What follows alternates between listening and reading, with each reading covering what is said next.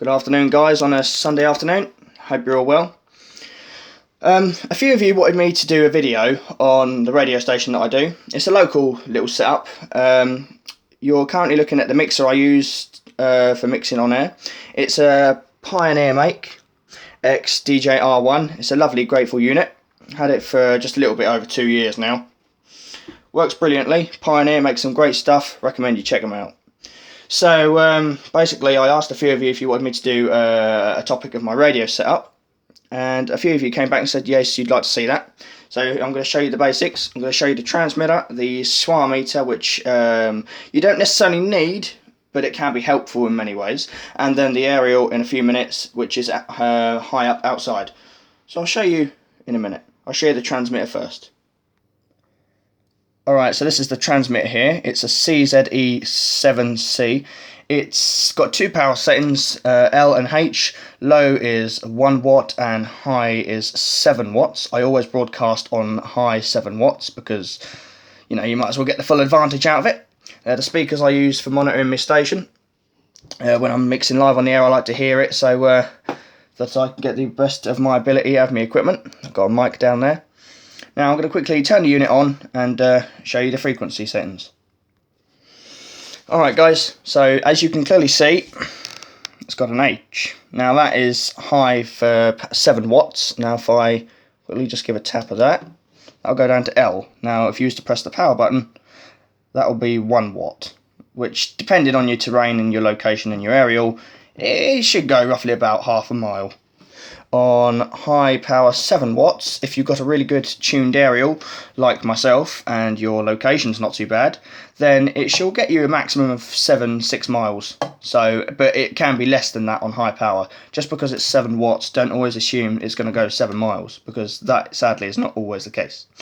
It's a lovely little unit. The fan on the back of it is alright. I've connected it there, as you can see, for the 1 meter patch lead to the SWR meter over there, which I'll show you in a second. It's a lovely little unit. Had this for about a year now. It's been running alright. The fan always works alright. It's a lovely little unit. Never overheats. Absolutely brilliant. So once you've put the power on, I'll get the thing to focus there. Once you see the H, quickly just tap the power button and come up with your frequency. Now it's not broadcasting at the moment because the fan's not on.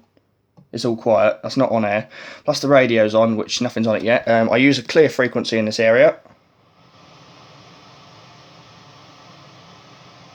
which as you can hear, nothing on it. So yeah, so when you've selected your frequency, in my case 87.9, then you hold down the button till it flashes, and again, and then leave it, and that'll turn itself off. When you return it on, that's it. It's putting out 7 watts on your frequency that you last selected, and the fan will kick in and that will indicate that it's broadcasting like so. Now you lot can hear the fan running, so that is now broadcasting. So if I turn this on, there'll be no static. As you can hear, nothing. So the aerial's outside, which I'll show you in a moment. The unit itself is really good, as I said. If you're looking for a low power thing, I recommend this. If you only want a 1 watt setting, that can go to 1 watts as well. Now I'll show you the SWR meter. Alright, here's the SWR meter here, guys. It's about 1.3 at the moment, 1.2. So if I flick it over,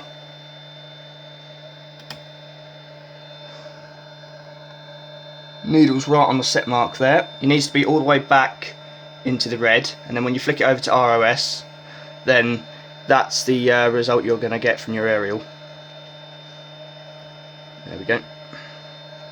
Now that's the best I could get it. I wanted to stick with 87.9 because people in my local area have gotten used to me broadcasting on that frequency. I did use 87.5, but the SWR reading was a bit unstable on that one. So that's the SWR reading. If anyone wants to get one of these or one similar, then you want 1.5 or below. If you're between 1.5 and 2 like I was when I first set it up, it's great, but it will reduce your signal. So even though that's putting out 7 watts, if you can get that lower, that will go out further. And your height matters as well. You've got to think about the height. So that's the SWR meter. Now I'm going to go downstairs and show you the aerial. Back in a minute. Alright guys, that's my aerial up there. It's a... hold on, if I just zoom in here for you lot. There we go. It's a tuned dipole. I had to shorten it to accommodate for the best result of the frequency I use. It's on a long pole. I've got 2 brackets on there to holding it up. As you can see, the coax coming up, going up the pole.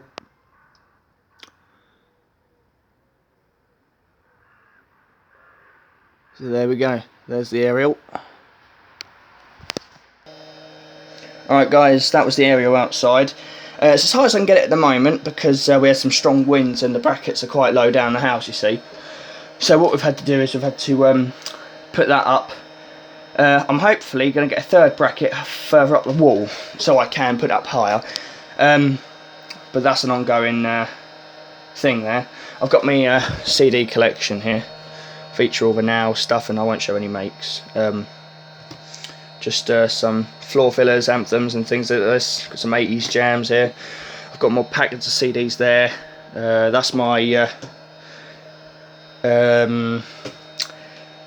that's my Pioneer cover. Keep all the dust off it, keep it clean.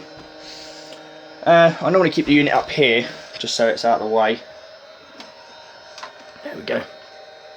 So yeah, always keep it on 7 watts. And a little thing you must know about these transmitters, depending what you're using to transmit your music, whether it's just a computer or like a proper deck set up like me, or whether you have multiple CDJs or whatever you use, the best thing is with this thing is, right, as the volume on here, you're better off having it there or at a maximum the 12 o'clock position. If you have it any higher than that, it will distort the audio, make it sound absolute rubbish, if I may say.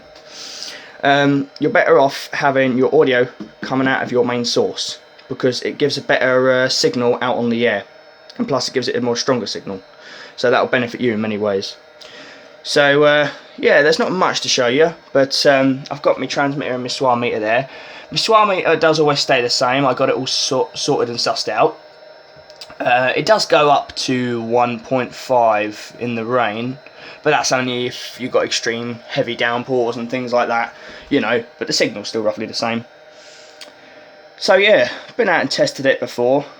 It gets out about 4 miles and about 3 miles the other way. So the signal is even, but because, well, I'm in the county of Suffolk, we have a lot of forests and that, you see, so that's pretty much the only terrain. Buildings aren't really a problem around here, if I'm being honest.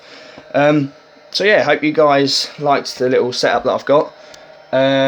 If you've got any comments, leave a comment down below. Don't be shy. Just put your comments up. If you want to know anything else, any details, then let me know, and I'll try my best to answer them for you. I've got a lot of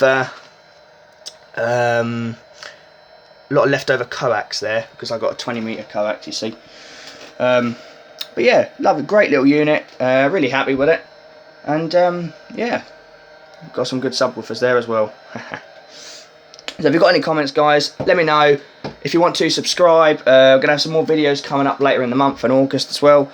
So yeah, and let me know if you want me to go out and film a range test of it as well.